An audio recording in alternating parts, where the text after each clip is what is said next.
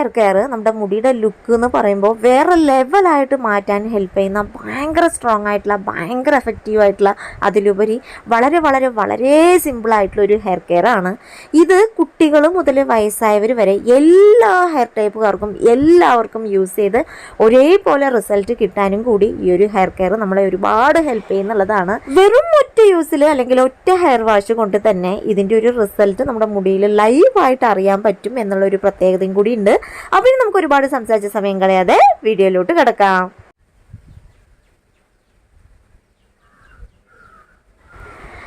Hi friends, എല്ലാവർക്കും നമ്മുടെ മറ്റൊരു വീഡിയോയിലേക്ക് സ്വാഗതം. അപ്പോൾ ഇന്നത്തെ നമ്മുടെ ഹെയർ കെയർ ഞാൻ ഉറങ്ങി എണീച്ചതും എൻ്റെ മുടിയിൽ അപ്ലൈ ചെയ്യാൻ വേണ്ടി പോവാണ് കേട്ടോ. സാധാരണ രീതിയിൽ ഞാൻ രാവിലെ എണീച്ചതും കുളിക്കാറില്ല. പക്ഷേ ഇന്ന് എനിക്കൊരിടം വരെ പോകാനുള്ളത് കാരണം തന്നെ എനിക്കിന്ന് എണീച്ചതും കുളിക്കേണ്ട ഒരു ആവശ്യം വന്നു. അപ്പോൾ ഞാൻ വിചാരിച്ചു രാവിലെ എണീച്ചതും എങ്ങനെയാണ് നമ്മുടെ ഹെയർ കെയർ ചെയ്യേണ്ടത് എങ്ങനെയാണെന്നുള്ളതും കൂടി നിങ്ങൾക്ക് ഷെയർ ചെയ്യാമെന്ന്. അപ്പോൾ രാവിലെ എണീച്ചതും ഇപ്പോൾ നിങ്ങൾ കാണുന്നത് പോലെ രണ്ട് സൈഡിൽ ഞാൻ മുടി വെട്ടിയിട്ടുണ്ട്. അത് രാവിലെ എണീച്ചതും രണ്ട് സൈഡ് ഇങ്ങനെ ഭ്രാന്തിയെ പോലെ പ്രേതം പോലെ കിടക്കും കേട്ടോ.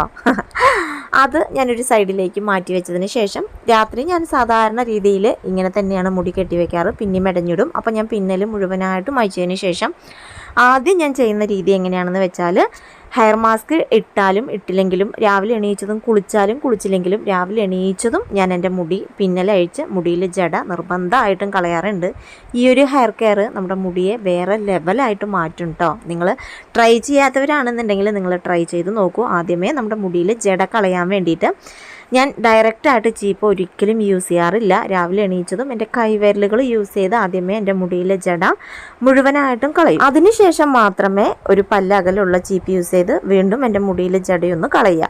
അപ്പോൾ നമ്മൾ ഈ ഒരു രീതി ചെയ്യുന്ന സമയത്ത് നമുക്ക് ഒരുപാട് ഹെയർ ലോസ് ആവാതെ നമ്മുടെ മുടിയെ പ്രൊട്ടക്റ്റ് ചെയ്യാൻ വേണ്ടി ഹെൽപ്പ് ചെയ്യും.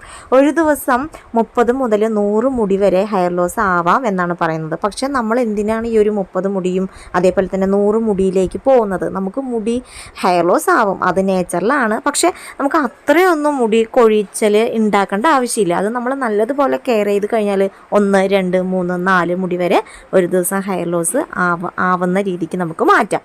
അപ്പോൾ ഞാൻ ഈ ഒരു രീതി ചെയ്ത് എൻ്റെ മുടിയിൽ ജട മുഴുവനായിട്ടും കളയുമ്പോൾ എനിക്ക് ഹെയർ ലോസ് ആയ എൻ്റെ ഒരു മുടി എന്ന് പറയുമ്പോൾ വെറും 3 മുടിയാണ് കേട്ടോ.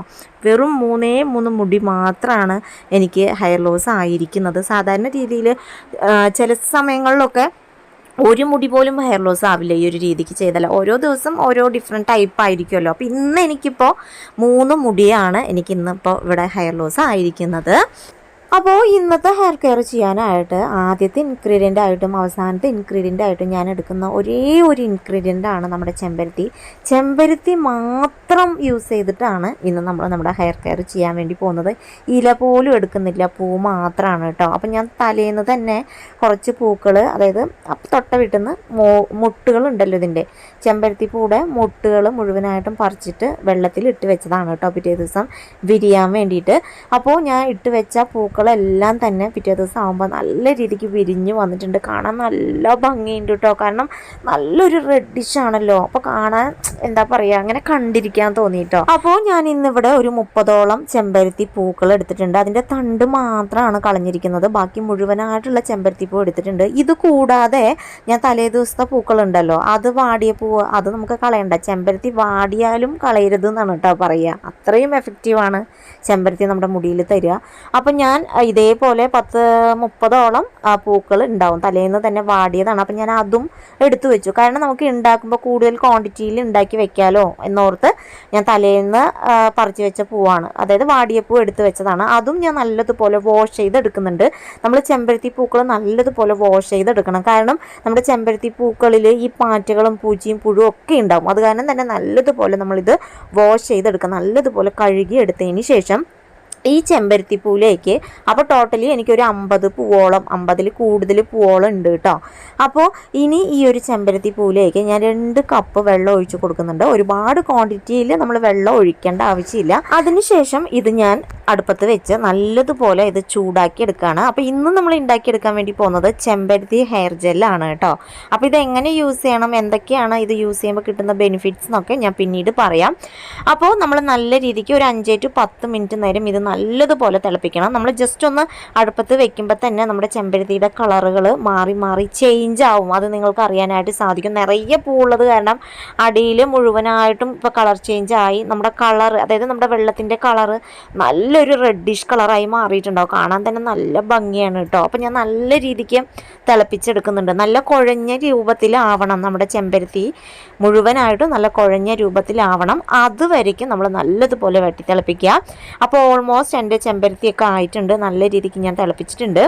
ഇനി നമ്മൾ സ്റ്റവ് ഓഫ് ചെയ്ത് ഇത് തണുക്കാനായിട്ട്, അതായത് ചൂടാറിയതിന് ശേഷം ഇത് നമ്മൾ അരിച്ചെടുക്കണം. കണ്ടില്ലേ, ഈ ഒരു കളറിൽ ഈ ഒരു ലിക്വിഡ് ആയിട്ടുണ്ടാവും ഇപ്പം നമ്മുടെ ചെമ്പരത്തിയുടെ ഈ ഒരു ജെല്ല്.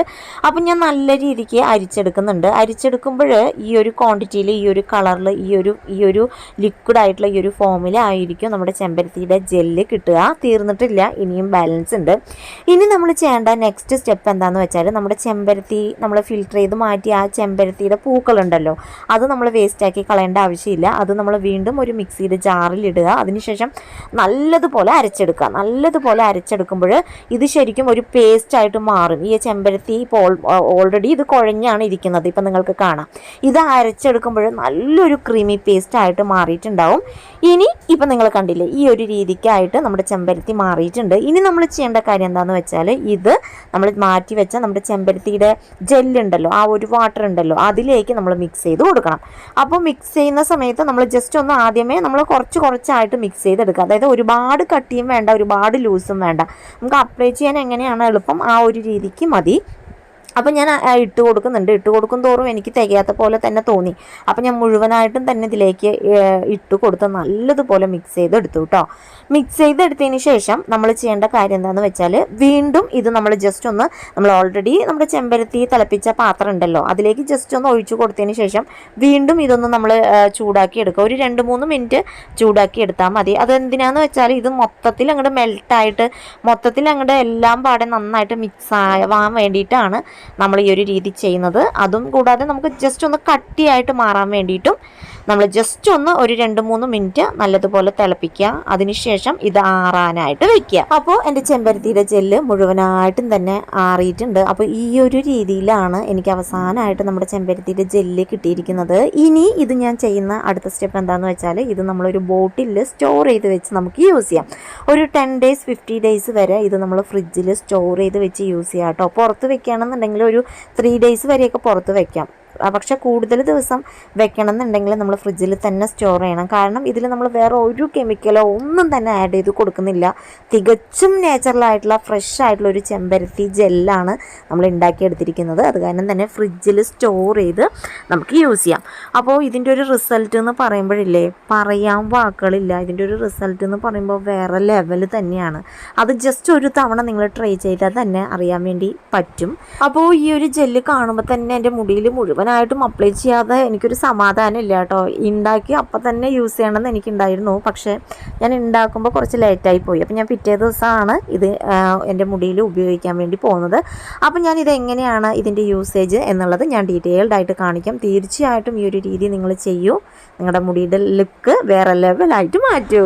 അപ്പോൾ ഈ ഒരു ചെമ്പരത്തിയുടെ ജെല്ല് ഞാൻ അപ്ലൈ ചെയ്യാൻ വേണ്ടി പോവാണ്. അപ്പോൾ ഈ ഒരു ചെമ്പരത്തിയുടെ യൂസേജ് എന്ന് പറയുമ്പോൾ ഡിഫറെൻറ്റ് ടൈപ്പാണ്. അതായത് നമുക്ക് നമ്മുടെ ഈ ഒരു ചെമ്പരത്തിയുടെ ജെല്ല് ഹെയർ കണ്ടീഷണറായിട്ട് യൂസ് ചെയ്യാം, മുടി കൊഴിച്ചലിന് യൂസ് ചെയ്യാം, മുടി വളരാനായിട്ട് യൂസ് ചെയ്യാം, അതേപോലെ തന്നെ ഹെയർ തിക്നെസ് ആവാൻ വേണ്ടിയിട്ട് യൂസ് ചെയ്യാം, അതേപോലെ തന്നെ മുടി കറുക്കാൻ വേണ്ടിയിട്ട് യൂസ് ചെയ്യാം, മുടി നല്ലതുപോലെ സോഫ്റ്റ് ആകാനും സ്മൂത്ത് ആകാനും വേണ്ടിയിട്ട് യൂസ് ചെയ്യാം. അങ്ങനെ ഡിഫറെൻറ്റ് ടൈപ്പുകളിൽ നമ്മുടെ മുടിയുടെ പ്രശ്നം എന്താണോ അതിനനുസരിച്ച് നമുക്ക് ഈ ഒരു ചെമ്പരത്തിയുടെ ജെല്ല് യൂസ് ചെയ്യാം എന്നുള്ളതാണ്. അപ്പോൾ മിക്ക ആൾക്കാർക്കും ഹെയർ ലോസ് ഉണ്ടാവും. അതേപോലെ തന്നെ മുടി തിക്കാവണം എന്നായിരിക്കും ചിലർ ആഗ്രഹിക്കുന്നത്.